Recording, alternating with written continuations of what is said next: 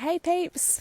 I've just been trying to find a spot that's not super glary where you're actually going to be able to hear me, and hopefully that's here. I'm perched on the ground in the round pen, but I've just been working Dee at Liberty, and one of the things we've been playing with together is the canter. So really getting the canter lovely and fluid and easeful and kind of like mobilized, you know, where everything looks fluid. That's what we're looking for on the ground, so that when we are doing a similar thing under saddle, it's just really no big deal. Now, obviously this is something we've been playing with for a while, but I've really been ramping it up in terms of my emphasis over the last couple of weeks, and it's been going good places.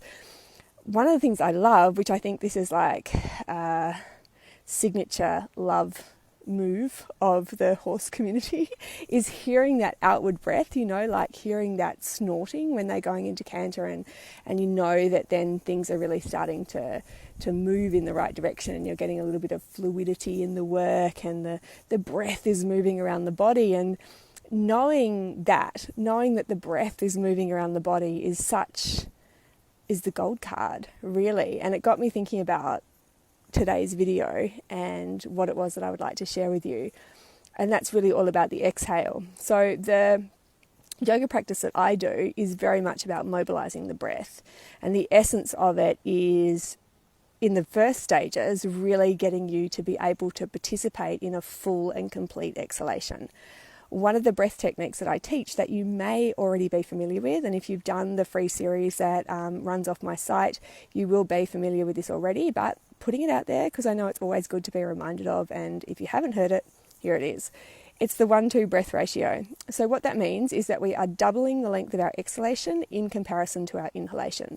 In practical terms, it would be, if you had a breath count of 3 counts in, then you would look to breathe out for 6 counts. So if you're on the ground or in the saddle and you feel yourself get a little bit tight, or the breath becomes restricted, or perhaps you feel yourself getting a little bit anxious, this is a great one to play with, where you think, okay, what would be a really easy breath count in for me? You don't have to overthink it, but basically, like, what I'm trying to get you to avoid doing is thinking, okay, I'm going to breathe in for 10 and out for 20. That's kind of like gold medal level. So let's just keep it really simple. Think of starting with a breath count of 4 counts in and then an exhalation of 8 counts out. And from that place, you'll be really well positioned to switch into parasympathetic response. The inhalation, crudely speaking, is linked to the sympathetic nervous system, so that kind of like mobilizing, upward lifting breath, and the exhalation is linked to the parasympathetic nervous system, so that downward releasing, relaxing breath. And if you're wanting to emphasize that, the exhalation is definitely what you want to be stepping into.